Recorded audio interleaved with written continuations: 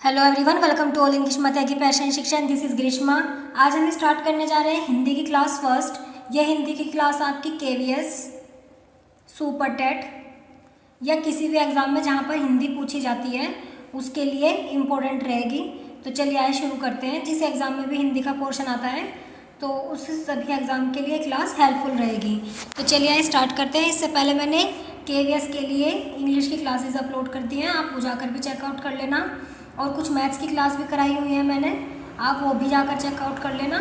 उसका लिंक आपको डिस्क्रिप्शन में मिल जाएगा। तो चलिए आइए आज की क्लास स्टार्ट करते हैं। तो हिंदी भाषा की क्या परिभाषा होती है कि भाषा शब्द का निर्माण संस्कृत की भाष धातु से हुआ है। कि जो भाषा वर्ड का निर्माण है वो किससे है? संस्कृत की भाष धातु से हुआ है।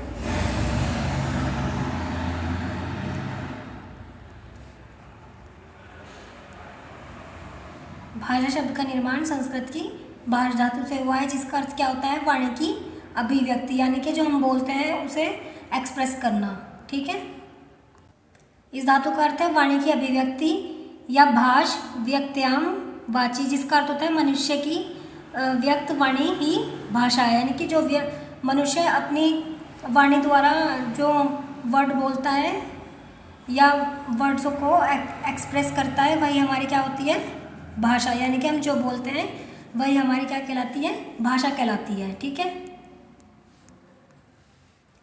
नेक्स्ट देखते हैं। भाषा के माध्यम से मनुष्य के भाव एवं विचार व्यक्त होते हैं। इसी प्रकार भाषा माध्यम से व्यक्त भावों एवं विचारों को ग्रहण किया जाता है। इससे स्पष्ट होता है कि भाषा सामाजिक मनुष्य के बीच भावों, विचारों व पारस्परिक आदान प्रदान का सार्थक माध्यम है। यानी कि जो मनुष्य आपस में अपने विचारों की अभिव्यक्ति करता है।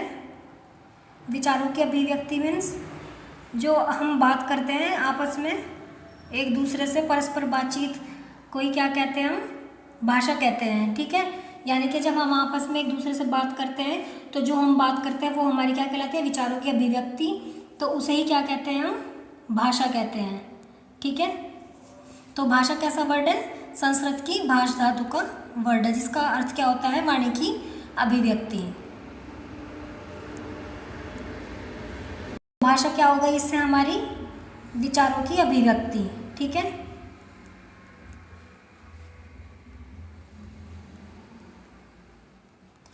यानी कि जो हम आपस में बातचीत करते हैं उसे एक दूसरे के साथ में अभिव्यक्त करना।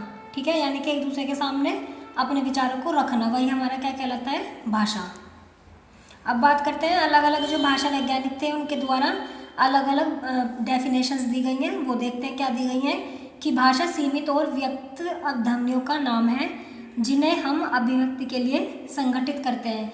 कि जो भाषा है वो लिमिटेड होती है और इसमें जो हम बोलते हैं उसमें कुछ ध्वनियाँ भी होती हैं और ये क्या करती हैं?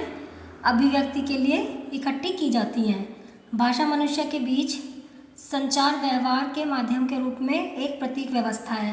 यानी कि जो भाषा है वो मनुष्य के बीच में क्या है? एक संचार का माध्यम है, यानी कि बातचीत का माध्यम है। ठीक है, नेक्स्ट पॉइंट है मनुष्य और मनुष्य के बीच वस्तु के विषय में अपनी इच्छा और आदान प्रदान के लिए व्यक्त ध्वनि संकेतों को जो व्यवहार होता है उसे भाषा कहते हैं। यानी कि अपनी इच्छाओं को एक दूसरे के सामने रखना या व्यक्त करना, वही हमारा क्या कहलाती है? भाषा कहलाती है। जिन ध्वनि चिन्हों द्वारा मनुष्य परस्पर विचार विनिमय करता है उसे क्या कहते हैं? भाषा कहते हैं। यानी कि जिन ध्वनि चिन्हों के अकॉर्डिंग हम बोलते हैं, ये जो भाषा में ध्वनि होती है यानी कि आवाज़ होती है, वही क्या होती है? परस्पर विचार विनिमय करती है, यानी कि आपस में हम बातचीत करते हैं, वही हमारी क्या कहलाती है? भाषा। तो परस्पर बातचीत करने को भी क्या कहते हैं? भाषा कहते हैं। यानी कि जो हम आपस में बातचीत करते हैं वो किसके द्वारा करते हैं? भाषा के द्वारा। यानी कि किसी भी भाषा मतलब लैंग्वेज। ठीक है, जो भी हम बात करते हैं वो किसी भी लैंग्वेज के द्वारा ही करते हैं, चाहे वो कोई भी लैंग्वेज हो, हिंदी, इंग्लिश, उर्दू या कुछ भी, बंगला। ठीक है, इस टाइप से। अब भाषा की विशेषताएं देखते हैं। भाषा की विशेषता क्या होती है? तो भाषा की निम्नलिखित विशेषताएं। फर्स्ट है भाषा प्रतीकात्मक होती है, यानी कि भाषा के कुछ प्रतीक चिन्ह होते हैं। ठीक है, भाषा ध्वनि में होती है, यानी कि भाषा में ध्वनि भी होती है। भाषा का संबंध मनुष्य से है, कि भाषा का संबंध मनुष्य से ही होता है, कि क्योंकि भाषा का यूज़ मनुष्य ही करते हैं। नेक्स्ट पॉइंट है भाषा परिवर्तनशील है, कि भाषा परिवर्तनशील इसलिए है क्योंकि हर जगह की लैंग्वेज अलग अलग होती है, हर क्षेत्र की भाषा अलग होती है। एक शहर की बोली दूसरे शहर की बोली से अलग होती है, तो इसलिए भाषा क्या होती है, परिवर्तनशील होती है। भाषा की क्षेत्रीय सीमा होती है, यानी कि अलग अलग एरिया की अलग अलग लैंग्वेज होती है, ठीक है। इसलिए भाषा क्या होती है, भाषा की क्या होती है, क्षेत्रीय सीमा। नेक्स्ट है भाषा सरलता की दिशा में सतत गतिशील होती है, निरंतर गतिशील होती है, यानी कि हर जगह की भाषा अलग अलग होती है, तो इसलिए क्या होती है, भाषा निरंतर गतिशील होती है, ठीक है। अब बात करते हैं हिंदी भाषा के विकास की। तो हिंदी विश्व की लगभग 3000 भाषाओं में से एक है, तो हिंदी 3000 भाषाओं में से एक लैंग्वेज है।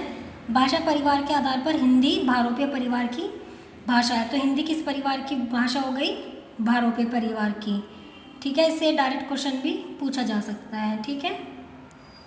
नेक्स्ट है भारत में भाषा परिवार भारोपीय, द्रविड़, ऑस्ट्रिक, चीनी, तिब्बती मिलते हैं, यानी कि भारत में कितने भाषा परिवार मिलते हैं, 4।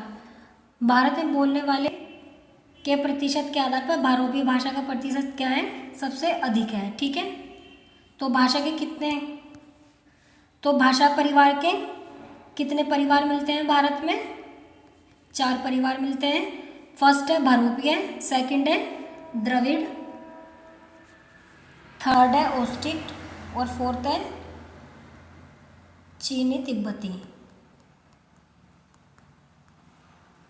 ठीक है। और सबसे ज़्यादा किस परिवार की, भाषा परिवार की भी है, भारोपीय परिवार की, ठीक है।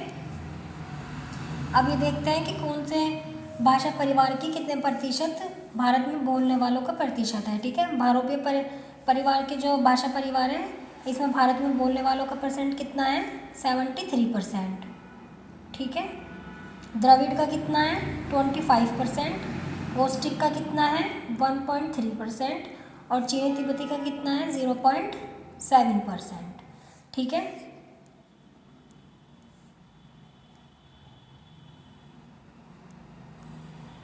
नेक्स्ट है हिंदी भारोपीय, भारत यूरोप के भारतीय ईरानी शाखा के भारतीय आर्य उपशाखा की एक भाषा है। तो हिंदी क्या है, भारतीय या भारतीय यूरोपीय भारतीय ईरानी शाखा के भारतीय आर्यों की एक क्या है, एक भाषा है। भारतीय आर्य भाषा को 3 कालों में बांटा गया है। फर्स्ट है प्राचीन भारतीय आर्य भाषा, सेकंड है मध्यकालीन आर्य भाषा, और थर्ड है आधुनिक भारतीय आर्य भाषा।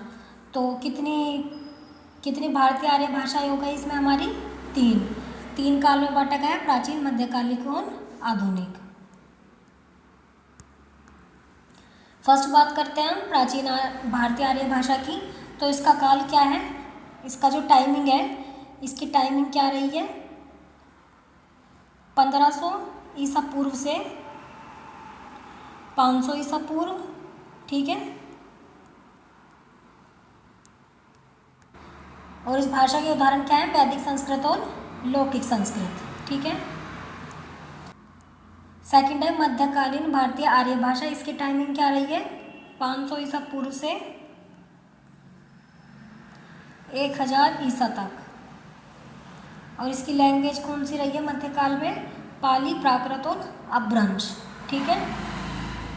तो इससे डायरेक्ट क्वेश्चन भी आ सकता है कि मध्यकालीन भारतीय आर्य भाषा में कौन सी भाषा रही है, पाली, प्राकृत, अपभ्रंश, या और इस तरह से ऑप्शन में लैंग्वेज दे देंगे आपको। इस तरह से भी इससे क्वेश्चन पुटअप किया जा सकता है। नेक्स्ट बात करते हैं आधुनिक भारतीय भाषा की। इसकी टाइमिंग क्या रही है, 1000 ईसा से अब तक। भारतीय भाषा की टाइमिंग क्या होती है, 1000 ईसा पूर्व से अब तक। और इसमें लैंग्वेज कौन कौन सी थी इस काल में, बांग्ला, उड़िया, असमिया, मराठी, गुजराती, पंजाबी, सिंधी, इस टाइप की इसमें लैंग्वेज बोली जाती रही है, ठीक है। आई होप आपको इतना समझ आ गया होगा जितना मैंने आज हिंदी भाषा का विकास समझाया है। अगर आपको वीडियो इन्फॉर्मेटिव लगी है तो वीडियो को लाइक करें, अपने फ्रेंड्स के साथ शेयर करें और चैनल को सब्सक्राइब करें ऐसी इन्फॉर्मेटिव वीडियो पाने के लिए।